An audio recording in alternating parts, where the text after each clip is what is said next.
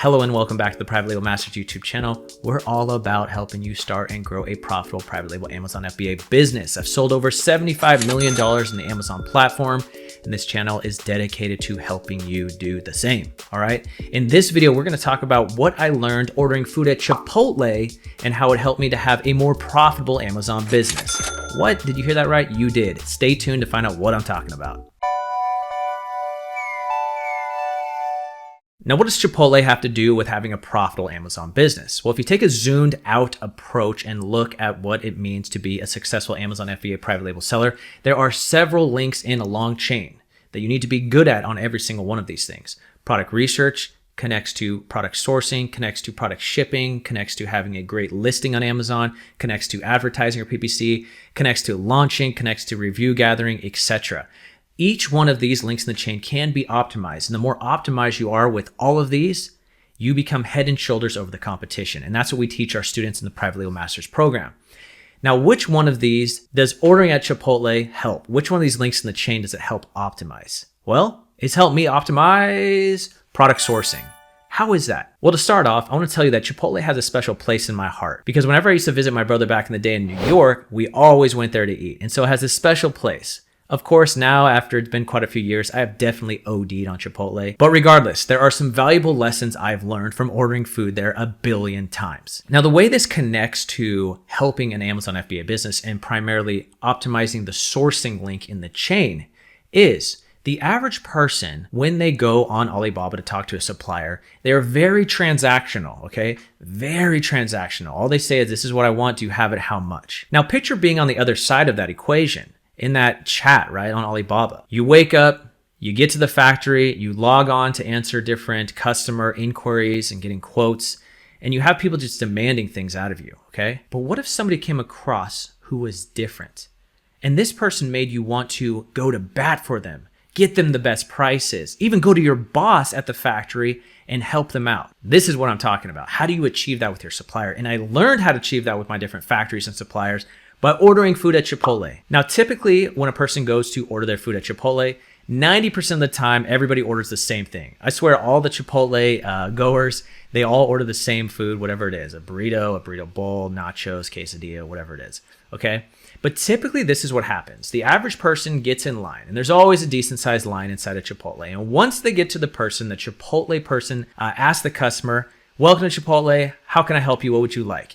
And typically, if you watch most people, it's extremely transactional. All they say is sometimes they're just looking at their phone or they're on the phone and they say, "Yeah, I just want a chicken burrito." And the person says, "Okay, would you like white rice or brown rice?" And they're texting on their phone, "White rice." Keep going. "Would you like black or pinto beans?" Just give me pinto, right? Very transactional. And by the end of the order, no connection made. Now, here is how I order my food at Chipotle. Every person knows that depending on who makes your order is how good it's going to turn out. Sometimes it's the huge guy behind the counter who makes the best order at that Chipotle. Sometimes it's the petite woman at that Chipotle who makes the best order. But it's really hit and miss. But what if there was a way that how you interacted with that Chipotle worker, it didn't matter who it was, they would give you an amazing order? How could you do that? And this is what I figured out, which has translated into helping me with my sourcing. The average person who goes into Chipotle, it's very transactional, like I said, but when I get there, when I get up to the front counter, what do? I make eye contact, okay? I smile. I look at what their name is. They say, "Hey, welcome to Chipotle. What can I get for you?" I say, "Hey, Janet, how are you today?" I smile. "How's your day going?" Right? They're like, "This is different." They smile back. "Oh, it's going all right." Okay, and then I start the order. "Yeah, let me get a burrito bowl." Okay, "Would you like white rice or brown rice?" While I'm going through the process, I also try to engage them. Find about who they are. How long do they work there? Do they have the closing shift? Sometimes I try to make them laugh. What's a good way to make them laugh? Say, "Is this soundtrack always on in here on repeat?" And they all say, "Oh my gosh, I can't stand it. It drives me nuts." And I say something like, "Do you guys have any control over the music?" "Oh, I wish. Oh man, if you had control over it, what song would you put on right now?" Right? And see, what I'm doing is I'm not holding up the line. I'm still going through the process, but I'm engaging them. I found out who they are. I smiled. I know their name. I know if they have the closing shift. I know how they feel about the music going on. And throughout this process, guess what? A connection has been made. A bond has been made. And by the time the food has been served, you know what, at the end, they like me. They like me as a person. They want to give me the best order possible, as opposed to the guy who just comes up to them and is super transactional with them. Now, the same thing is with my suppliers, okay? When I go to my suppliers, I don't just say like, this is what I want, how much? I ask them, hey, how are you? How's the day going? How was your weekend? I find out about their family. In China, they have a term called guanxi. It has to do with relationships. And business in China is very much different than it is in the US, although there are some similarities. I know that even in the US, if you are personable with people and you show you care and that you are a good person and you actually do care, it's going to help you out in the long run. I found the same thing helps when it comes to your Chinese suppliers. Think of that perspective. They log in. They're used to seeing all these people are just demanding, finding out prices, and then somebody comes along and says, hi, how are you today? How is your day going? They find out about you. They find out about your likes and this. What'd you do over the weekend? And over the time of getting quotes, slowly you're making them laugh. You're bringing out a little humor.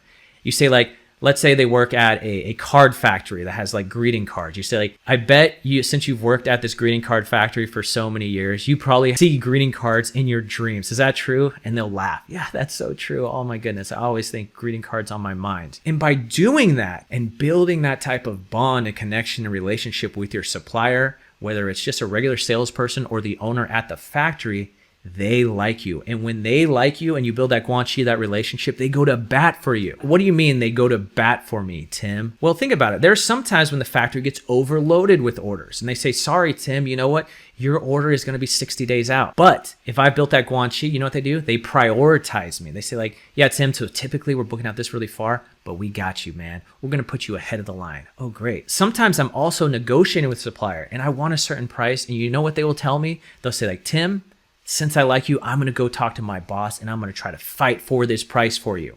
Another person, they wouldn't do that for. And how did that all start? It's because I was building this bond, this connection with them, this guanxi relationship building with them. Where did I learn that? I use that when I order my food at Chipotle, but here is a trick, okay? This may sound like a technique. Oh, I'm going to flip this switch on when I talk to suppliers. I'm going to be all nice and stuff. But I promise you, if you can turn into a human who cares about other people, if you can become the guy who, if the mailman comes by, you wave to him and you ask him how his day is going, and sometimes you even bring him a cold water bottle, or you see the garbage truck man, you bring him out a Gatorade. You go through the grocery store checkout and you ask the person how their day is. Them bag the groceries, tell them thank you so much. That goes so far. And here is the icing on the cake, okay? Whether you are talking with a supplier, whether you're in line at Chipotle ordering your food, I want you to say these words. I appreciate your hard work today. Thank you so much. That goes so far for people to feel appreciated, to feel wanted, to feel respected. But now you may say, Tim, okay, you're just saying to engage people, to be personal with them. I don't hear any cool hacks or tips or tricks or whatever that's going to get my prices down. Well, yeah, so hacks, tips, and tricks, those are always going to be a part of the system. A part of every system is like how to like get the most out of it. And I'll tell you one, because guess what? Not only am I all about optimizing bonds and connections and friendships, I'm also all about optimizing different strategies and methods along the way. Let me give you an example at Chipotle. What happens at the end of every Chipotle order? They ask you, do you want guac? And guess what? Guac is extra, right? So here's a little tip or a little hack to help you get more guac than you've ever had before. Because sometimes everybody knows this who goes to Chipotle and wants guac. Sometimes you say yes to guac and they just give you this tiny little helping. You're like, oh my gosh, that's it, right? That's it. So here's the hack. Once they get to the guac stage, okay, you've been building this little bit of a relationship, this little bit of connection with them, and they finally get there. And they always say like, do you want guac? You say, is it extra? And they say, yeah, it's like $2.75 extra. Here's what I want you to do, okay? I want you to let out a sigh and just look down at the guac. You got to wait like 10 seconds and thinking. You want to take this to level 10? You get out your wallet and you look in and you look at it like, let out another sigh. And here's what you say. You say, you know what? If you're willing to give me $2 or whatever the amount is, and you say it out loud, if you're willing to give me $2.75 of guacamole and you really will give me that amount, I'll do it. And you know what? They feel like this responsibility, this like moral obligation to make sure they give you a heaping spoonful of that guacamole, okay? Now, how does that translate? That tip, because there's a little bit of psychological things going on there. How does that tip help you when it comes to negotiating with suppliers also? I'm going to leave that tip or the practical application of that to our private label master students only. But you see what I'm saying here? That is just one link in the chain. Something that I was thinking about in other aspects of my life, which has helped me to get better service from people, such as just ordering food to the point where it didn't matter who is serving me, they're always going to give me their best. And I translated that into working with my suppliers to get the best there too. But I'm telling you, it never stops. There's always another level of optimization like I talked about. You know what I do? I will leave and I will put in my notepad in my phone what that worker's name was that I met at Chipotle that day. And when I come back, I'll look back through my notes and I'll see, oh yeah, that was Susie. And I'll be like, Susie, how's it going today? And they'll be like, what? This person remembered me, right?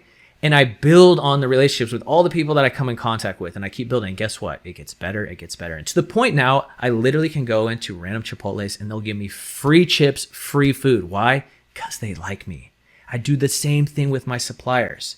So Chipotle ordering food helped me optimize my Amazon business. Why? Because I saw how if I'm personal with people, I care about them, I make them laugh, and I build on those relationships like Guanxi, it gets me better service. And it works the same with your suppliers. So I challenge you to do that with them. I challenge you to do that with other people you come in contact with and see if things don't get better for you and you get better results. So again, I know this was kind of outside the box, but remember, if you zoom back, being a successful FBA private label seller, there are many links in this chain. And the more you can optimize each one, the more head and shoulders you are over the competition. And this is exactly what we teach our students in the Private Label Masters program so they can kill it in their markets. Now, before I go, I want to give a quick shout out to some of our amazing students who posted some wins this last week. Here we have in this screenshot, we have Jonathan. In his first year, he did over 100,000 in sales. Shout out to Jonathan. We're super proud of you coming to the live streams and really executing on your goals. Also want to give another shout out to another young killer. This is Caitlin in her mid-20s. Also just hit that $100,000 goal that she has for the past 12 months of selling. Super proud of you, always seeing you at the live streams and executing on what your mission is. I also have to give a big shout out to Ewan here. Ewan, you can see how committed he is to this Private Label Masters game because he changed his license plate to, yes, say 1PLM, and he has that shark in the background because that's who he is. He is a shark, and he's Private Label Masters ride or die, okay? If you're interested in joining these and all the other success stories you see on every single one of these videos that I have been posting, there's always a link in the description below. Click the link, watch the 20-minute video, fill out a quick survey. We can see if you're a good fit or not, and perhaps we'll work together and you get similar results as all of these other students. Anyways, you guys, I'll see you in the next video.